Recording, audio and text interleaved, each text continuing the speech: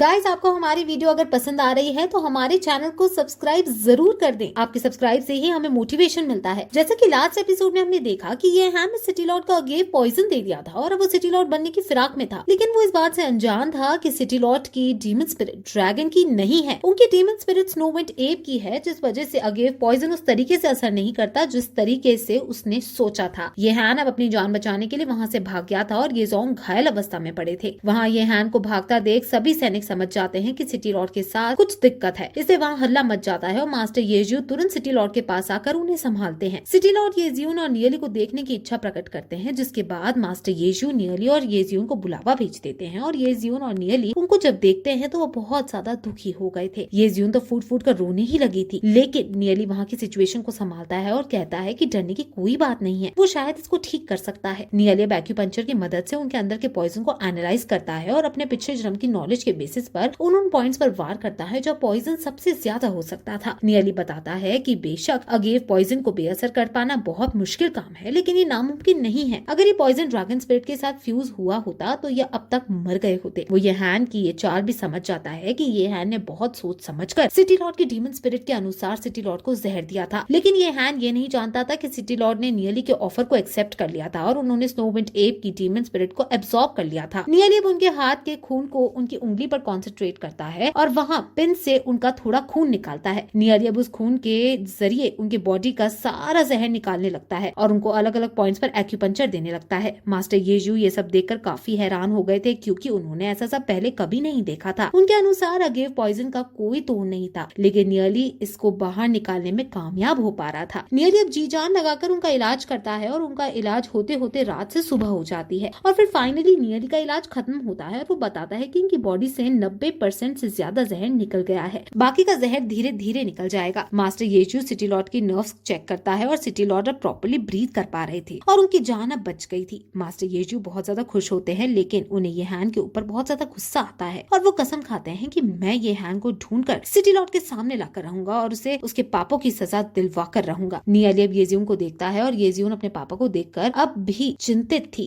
क्योंकि उसके पापा अभी बेहोश थे, लेकिन नियली येजियो को समझाता है कि तुम्हारे पापा जल्द ही ठीक हो जाएंगे, अब चिंता करने वाली कोई बात नहीं है, तुम जाकर अब आराम कर सकती हो। येजियो नियली की बात मान जाती है और अब वो खड़ी होकर वापस अपने कमरे की तरफ जाने लगती है और नियली फिर से सिटी लॉर्ड को हील करने में जुट जाता है। नियली को ऐसा करते करते पसीना आ जाता है और येजियो अपने रुमाल से नियली के पसीने को पहुंचती है। उन दोनों के बीच अब बहुत ऑकवर्ड सिचुएशन क्रिएट हो जाती है, लेकिन येजियो चुप्पी को तोड़ते हुए नियली से माफी मांगती है। वो कहती है कि मैंने कल रात तुमसे बहुत बुरा भला कह दिया था, लेकिन इस सब के बावजूद भी तुमने मेरे पापा की जान बचाई। तुमने मेरे द्वारा कही हुई सारी बातों को नजरअंदाज करके मेरी मदद की। मैं तुम्हारी आभारी हूँ और अपने वादे के मुताबिक अब जो भी तुम कहोगे वो मैं तुम्हारे लिए करूंगी। नियली अब कहता है कि सिटी लॉर्ड सिर्फ तुम्हारे पिता ही नहीं है, सिटी लॉर्ड इस सिटी के लॉर्ड है और मेरा सिटी लॉर्ड को बचाना फर्ज था। मैंने इनको तुम्हारी वजह से नहीं बचाया है, मैंने इनको शहर के लिए बचाया है। येजियो उसकी बातों को सुनकर एक खुशी की अनुभूति करती है, लेकिन नियली इविल स्माइल देता हुआ उसे कहता है कि अगर तुम फिर भी मुझे थैंक्स कहना चाहती हो तो वो भी कह सकती हो। वो फिर अपने गाल को आगे कर देता है और वहाँ किस करने के लिए कहता है। येजियो को थोड़ा गुस्सा आता है, लेकिन उसने अभी अभी उसके पापा की जान बचाई थी, इसलिए येजियो उसके गाल पर किस कर देती है। येजियो बहुत ज्यादा शर्मा जाती है और नियली खुशी के मारे उछल जाता है। नियली के अरमान और बढ़ जाते हैं और वो आगे बढ़कर येजियो से अब फ्रेंच किस की डिमांड कर बैठता है। येजियो अब उसको फ्रेंच किस करने की लगती है और किस होने ही वाली होती है कि तभी सिटी लॉर्ड नियली को पीछे से सर पर मारते हैं। येजियो डरकर सबसे पहले पीछे हट जाती है और नियली जब पीछे देखता है तो उसे सिटी लॉर्ड नजर आते हैं। वो उनसे पूछता है कि आप मुझे क्यों मार रहे हो। इस पर सिटी लॉर्ड कहते हैं कि तुम फिर से मेरी बेटी को तंग करने लगे हो। नियली उनसे कहता है कि आपकी बेटी ही मुझे कह रही थी कि अगर मैं आपको बचा लूंगा तो वो कुछ भी करेगी। ये सुनकर सिटी लॉर्ड को नियली पर और ज्यादा गुस्सा आ जाता है और वो अपनी डीमन स्पिरिट को एक्टिवेट करके नियली पर अटैक करने लगते हैं। नियली अपनी स्किल्स का यूज करके छुपने की कोशिश करता है, लेकिन सिटी लॉर्ड उसे आसानी से ढूंढ लेते हैं और उस पर अटैक करने लगते हैं। ये सीन बहुत ज्यादा फनी हो जाता है और ये देखकर येजियो भी हंसने लगती है। नियली उनसे गुस्सा होते हुए कहता है कि अगर आप मुझसे लड़ना ही चाहते हैं तो मुझे भी अपनी डीमन स्पिरिट को एक्टिवेट करने का मौका दीजिए। अब ये जोंग उसे समय देते हैं और नियली भी अपनी फैंस पांडा की डीमन स्पिरिट को एक्टिवेट कर लेता है और फिर वो सिटी लॉर्ड को हवा में उड़ा देता है, जिससे सिटी लॉर्ड फिर से कमजोर पड़ जाते हैं और वो ह्यूमन फॉर्म में वापस आ जाते हैं। नियली उनसे कहता है कि आपका पॉइजन अभी 100% ठीक नहीं हुआ है, इसलिए आपको इतनी उछल कूद नहीं करनी चाहिए। येजियो अपने पापा के पास आकर उन्हें संभालती है, जिस पर उसके पापा खुद को ठीक बताते हैं और कहते हैं कि वो ठीक है और वो नियली जैसे कमजोर बच्चे से नहीं हार सकते हैं। वो गुस्से में ये सब कह तो रहे थे, लेकिन लेकिन उनको उनकी बॉडी की हालत को देखकर वो बहुत कमजोर लग रहे थे और वो खड़े होने के लायक भी नहीं थे। इसलिए नियली उनसे रेस्ट करने को कहता है। ये जियोन अब नियली से चुप होने को कहकर कहती है कि मेरे पापा के घाव अभी तक भरे नहीं हैं और तुम अभी से उनके प्रति इतने रूड होने लगे हो, ये बहुत गलत है। वो नियली को डांटने सा लगती है, लेकिन सिटी लॉर्ड येजियोन को चुप कराते हैं और कहते हैं कि तुम नियली को मत डांटो। वो खुश होते हुए नियली की तारीफ करते हैं और कहते हैं कि नियली ने मेरी जान बचाई है और तुम उसे अब किसी बात का दोष मत दो। कल रात मैंने सोचा था कि मैं मर जाऊंगा, लेकिन फिर मैंने तुम्हारे रोने की आवाज सुनी। उसके बाद फिर मैंने तुम्हारी मॉम की भी आवाज सुनी और वो भी मेरे लिए रो रही थी, लेकिन वो चुपचाप होकर मुझे डांटने लगी और मुझे धमका कर कहा था कि तुम अपनी बेटी की शादी कराने से पहले मेरे पास मत आ जाना। उस वक्त शायद भगवान ने मेरी बात सुन ली और उस अंधेरे में भी मुझे एक उम्मीद की चमक दिखा दी। मैं पहचान गया था कि नियली मुझे जरूर बचा लेगा। वो और भी बातें करते हैं जिसमें नियली, जो कि अपनी आदत से मजबूर था, वो उनको ताना मार देता है कि आपको उस समय भी सिर्फ अपना परिवार ही दिखा। आपका ये पूरा शहर और हर एक नागरिक आपके लिए हमेशा मौजूद है, तो आपको अपना शहर क्यों नहीं दिखा। सिटी लॉर्ड अब फिर ये हैन के बारे में सोचने लगते हैं और ये जियोन नियली को चुप कराती है और कहती है कि मेरे पापा अभी सैड हैं, तुम अभी अपनी ये बकवास बंद करो। सिटी लॉर्ड अब ये जियोन से कहते हैं कि शायद उन्हें शहर के बारे में भी सोचना चाहिए था और सिटी लॉर्ड होने के नाते सिटी लॉर्ड को अपने बारे में ना सोचकर शहर के बारे में ही सोचना चाहिए। एक राजा का धर्म प्रजा के धर्म से अलग होता है और राजा को अपने परिवार से पहले प्रजा के बारे में ध्यान करना चाहिए। सिटी लॉर्ड का मतलब पावर नहीं समझना चाहिए। सिटी लॉर्ड का मतलब जिम्मेदारियां होती है और शायद ये हैन इस बात को नहीं समझ सकता। ये हैन ने सिटी लॉर्ड बनने के चक्कर में अपनी सारी हदें पार कर दी। मैंने कभी नहीं सोचा था कि ये हैन इतना ज्यादा गिर जाएगा। उसने अपने बैरियर को हटाने के लिए डार्क गिल्ड की शरण ले ली और ग्लोरी सिटी को धोखा दे दिया। फिर वो ये हैन के खिलाफ एक ऐलान करते हैं और कहते हैं कि अगर किसी को भी ये हैन दिखाई दे तो वो उसे वहीं जान से खत्म कर दे। अब उसके इस ऐलान के बाद फिर ये एपिसोड यहीं खत्म हो जाता है। गाइस, अब इसके एपिसोड वेडनेसडे और सैटरडे को रिलीज होंगे। सो हम tales of demons and gods के नए एपिसोड्स इन दोनों दिनों पर लाया करेंगे। अब हम एक नई सीरीज स्टार्ट करने जा रहे हैं जो इसी चैनल पर होगी। वो सीरीज भी काफी ज्यादा अच्छी है और साथ ही साथ योर डायरीज पर आपके लिए एक सरप्राइज आने वाला है। वो सरप्राइज आपको बेहद पसंद आएगा। वो सरप्राइज बहुत जल्दी आने वाला है, इसलिए आप इन दोनों चैनलों को जल्दी से सब्सक्राइब कर दो।